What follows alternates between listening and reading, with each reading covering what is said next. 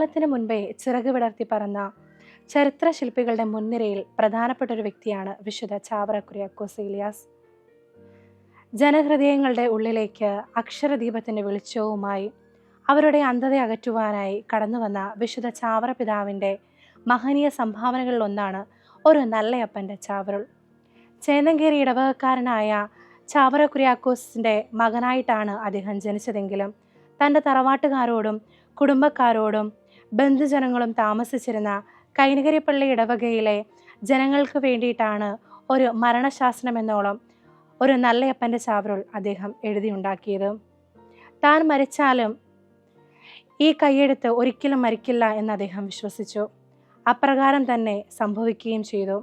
അതിനാൽ കൈനകരിക്കാർക്ക് മാത്രമായിട്ടല്ല അദ്ദേഹം ഈ ചാവറുൾ എഴുതിയുണ്ടാക്കിയത്, മറിച്ച് കേരള ജനതയ്ക്ക് മുഴുവൻ വേണ്ടിയാണ്. അത് അവരുടെ കുടുംബ സ്വത്തായി ഇന്ന് മാറിയിരിക്കുന്നു.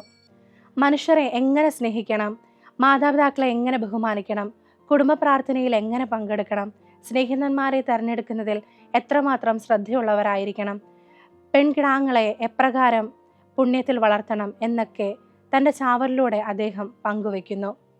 അതുകൊണ്ട് കേരള കുടുംബങ്ങൾക്ക് ഒരൊസ്യത്തായി ചാവറുൾ രൂപാന്തരപ്പെട്ടു. സദാചാരവും നീതിബോധവും ദൈവഭയവുമുള്ള കുടുംബങ്ങൾ ഇന്ന് രൂപപ്പെട്ടിട്ടുണ്ടെങ്കിൽ അതിന് കാരണം 19-ാം നൂറ്റാണ്ടിലെ സഭാപ്രവാചകനായ വിശുദ്ധ ചാവറ പിതാവും അദ്ദേഹത്തിൻ്റെ ഒരു നല്ലയപ്പൻ്റെ ചാവറുളും മാത്രമാണ്.